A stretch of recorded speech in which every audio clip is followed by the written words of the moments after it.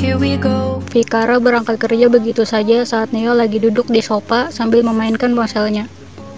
"Ibu," panggil Neo pada Vikara yang sedang memasang sepatunya. Tak ada sahutan. Ibunya sama sekali tidak menyahut. "Ibu, Neo salah apa sama ibu?" suruh Neo dengan berdiri di samping ibunya. Tapi ibunya masih tetap mengabaikan seruan Neo. "Bu," panggil Neo dengan memegang erat tangan ibunya membuat Vikara menoleh pada tangannya yang dipegang sama Neo. "Tolong jangan seperti ini, Bu. Bilang sama Neo, salah Neo apa sama ibu? Jangan abaikan Neo begini, Bu," pinta Neo dengan melepaskan kembali tangan ibunya. Vikara tak berkata apa-apa. Tak lama berselang, mobil yang dipesan Vikara kini sudah berhenti di depan rumah. Sama sekali tak menjawab. Ibu Neo langsung beranjak menuju mobil. "Ibu," panggil Neo lagi, dan ibunya kini sudah ada di dalam mobil dan berjalan menjauhi rumah. Neo berdiri sambil menatap nanar pada mobil yang membawa ibunya. Neo lalu menghubungi Kara, namun nomornya tidak aktif. Tidak seperti Kara biasanya. Adiknya itu selalu memastikan ponselnya untuk selalu aktif. Tapi ini adalah kali pertamanya Neo mendapati nomor adiknya tidak aktif.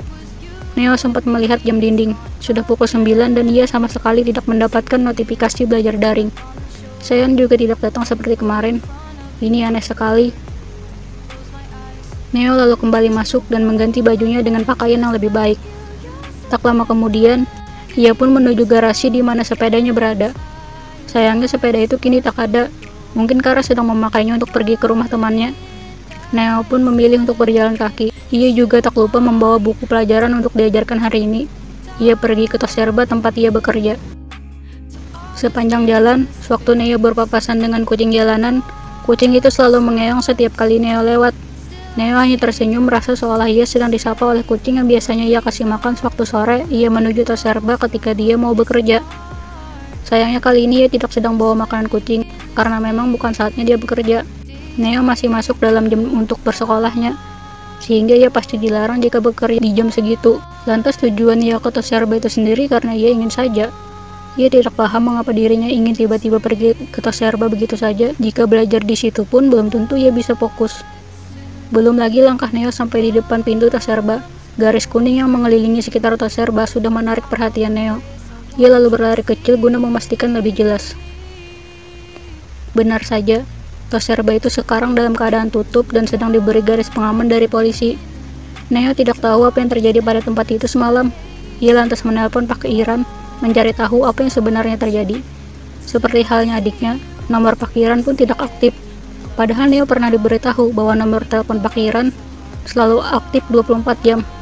Tapi kenyataannya, sekarang nomor itu menjadi susah untuk dihubungi. Dengan rasa penasarannya, Neo lalu pergi ke rumah anak kecil bernama Jean. Tapi belum sampai langkahnya 10 kali jalan, ia berhenti karena berpikir barangkali anak SD itu masih ada di sekolahnya. Neo tidak jadi ke sana dan justru masuk ke restoran yang ada di sebelah Toserba. Neo mendatangi salah satu pelayannya yang sempat bertegur sapa dengan Neo, meski tidak begitu dekat sebenarnya. "Kak Yasa," panggil Neo pada Yasa yang sedang mengelap meja yang habis digunakan. "Kak Yasa," panggil Neo sekali lagi. Namun Yasa justru mengabaikan Neo dengan pergi melewati Neo begitu saja. "Kak Yasa, tunggu," cegat Neo dengan berdiri di depannya bertepatan dengan pelanggan yang juga memanggil Yasa. Yasa pun berhenti dan berputar kembali mendatangi pelanggan tersebut. Sombong sekali. Perasaan aku tidak membuat kesalahan apapun padanya. Apalagi sama restoran ini. Sunggut Neo yang langsung duduk ke sebuah sofa yang sedang tidak ada orangnya. Selagi Neo menunggu Yasa selesai melayani pembelinya, ia pun duduk di sofa sambil memainkan ponselnya sekalian mengecek tentang belajar daringnya. Tapi rupanya notifnya bersih. Tidak ada sama sekali. Neo akhirnya memilih untuk membaca novel yang sempat dibawanya. Neo POP. Sudut pandang Neo. Aku terbangun ketika mendapati suasana restoran tempatku membaca novel pagi tadi kini sudah tutup. Padahal, seingatku waktu itu aku hanya membaca novel dan tertidur sebentar saja. Tapi ketika aku bangun tahu-tahu restorannya sudah tutup saja. Aku kemudian memeriksa ponselku. Rupanya mati. Aku mencari karyawan resto yang mungkin masih ada di dalam dan tidak menyadari akan keberadaanku. Aku berkeliling di dalam resto dan tidak menemukan siapapun di dalamnya. Saat ku tengok jam yang ada di tembok, aku membulatkan mataku saat tahu sudah pukul 3 dini hari. Ini sudah sangat kelewatan. Bagaimana bisa Kak Yasa membiarkan aku tertidur di restorannya begitu saja? Apa dia mendadak sebenci itu padaku? Padahal aku tidak pernah bermasalah dengannya. Ini aneh sekali. Aku lalu menuju pintu yang sudah terkunci. Aku yakin tidak bisa keluar dari sini sekarang. Aku juga yakin ibuku sekarang amat sangat khawatir padaku. Ia pasti masih menungguku pulang di depan pintu, bolak-balik dari kamarnya memastikan aku sudah berada di rumah atau belum. Aku tidak bisa diam saja. Aku harus melakukan sesuatu. Kuedarkan pandanganku guna mencari barangkali ada kabel ponsel yang tertinggal. Aku terus mencari sampai ke bagian terbawah sekalipun, dan aku menemukannya di bagian pojok. Aku langsung menghubungkannya ke ponselku. Lagi-lagi keherananku dibuat bertambah. Aku tidak menemukan pesan maupun panggilan tidak terjawab dari ibuku seperti biasanya. Kara pun sama. Biasanya ia juga sering menanyakan aku sedang berada di mana.